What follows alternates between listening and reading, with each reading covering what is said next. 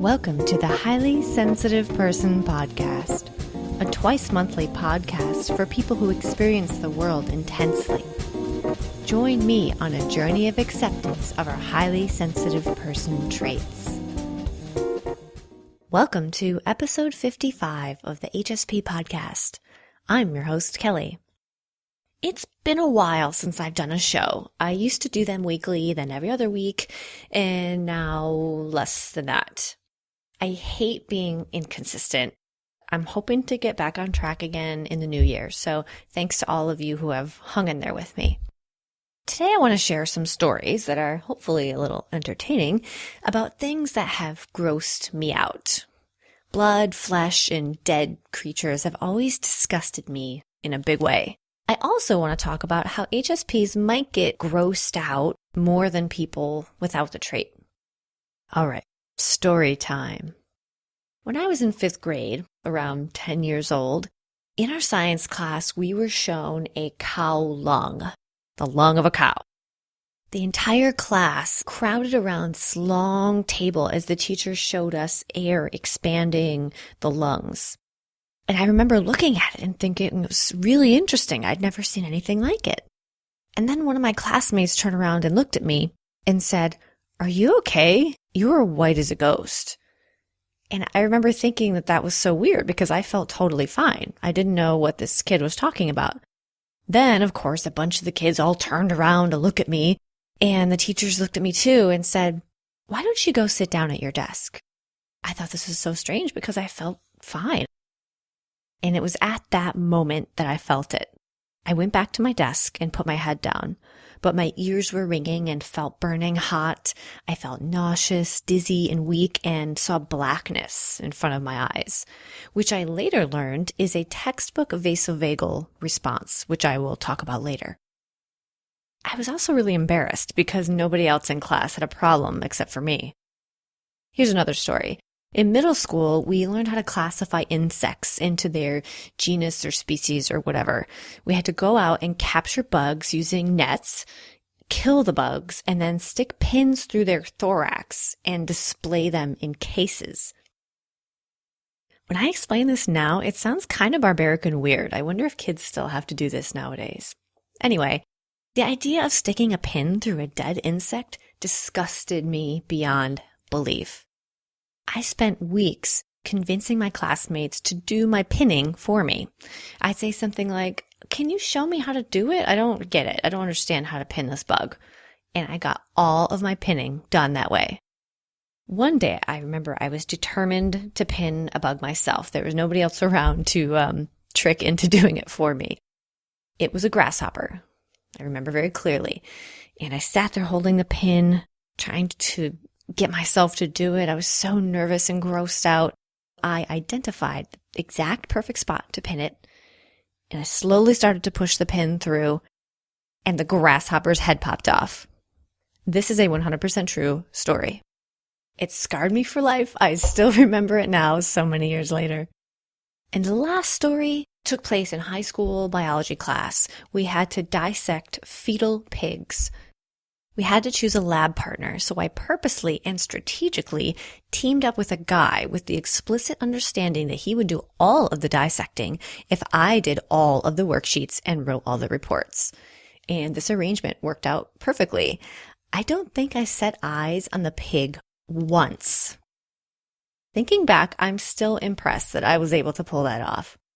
Maybe I didn't learn how to dissect a fetal pig, but I definitely learned something. Delegation or teamwork, I don't know. So why do we feel faint or queasy when we see something that we think is gross, like the sight of blood or guts or something dead? While pondering this, I was reminded of a really memorable Radiolab episode I heard a few months ago, where they explained how after having heart surgery, this woman could hear her own heart beating all of the time. And the Radiolab folks played the soundtrack of a heartbeat while this woman was telling her story. The story of how her super powerful, loud heartbeat distracted her all the time, generally making her life difficult. But a really crazy thing happened.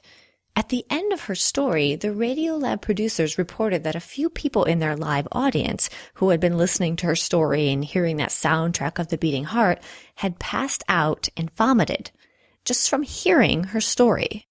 So the Radiolab producers interviewed one of the audience members who had felt faint and nauseous. This person explained that hearing a story of the ever-present and loud heartbeat made her feel like the thing that was giving life was also the thing causing torment. The woman with the loud heartbeat was trapped. There was no way she could escape this loud beating sound. It was a constant reminder of her life. And that made some people queasy. Isn't that interesting that some people in the audience had such a strong reaction just to hearing a story about a heartbeat? So how does this tie in with what I was talking about earlier? Okay, well, a scientist that Radiolab interviewed explained why this might have happened, which is also why some of us feel gross when we see blood and guts. Scientists said that it could be a leftover trait from evolutionary times. Back in the day, if you fainted, a passing hungry lion might leave you alone because you look dead and less tasty, I guess. Or if your blood pressure drops and you feel faint, and a lion attacks you, then there's less chance you'll bleed out since there's less blood in your extremities. So that's the understanding scientists have of this so far. I have always seemed to be more sensitive to blood and gore than a lot of people. I'm not saying this is definitely related to being highly sensitive because I can't prove it or find research on that, but I think it could be likely. So what is actually happening in the body to create these reactions? One explanation is the vagus nerve. Remember I mentioned the vasovagal response earlier? The vagus is part of the involuntary nervous system that commands unconscious bodily events, like keeping your heart rate constant and controlling food digestion. The vagus nerve is kind of like the brakes of the heart, you could say. For reasons we don't completely know, some people have a sudden activation of their vagus nerve when they see blood, needles, or gore. For those people, blood, needles, and gore cause the opposite response of a normal anxiety-type reaction, where your blood pressure and heart rate would increase, for example. Instead, the parasympathetic nervous system takes over. So when the parasympathetic nervous system is kicking in, the vagus nerve is abruptly activated, causing blood pressure and heart rate to drop. The decrease in the flow of blood deprives the brain of blood and oxygen, causing faintness and eventually a loss of consciousness. I find this stuff fascinating. It makes me wish I'd gone into biology or science. And it also explains why I felt faint and weak when I saw the cow lung. I've had to adapt to having a strong visceral reaction to gross things. I think it's similar to how I don't like horror movies or violent movies. They often include blood and gore, and I just don't like how it makes me feel to see that on the screen. Our differences between people who are highly sensitive and those who don't have the trait are interesting. I talk a lot on the show about the challenges and the benefits of high sensitivity, but some things are just interesting.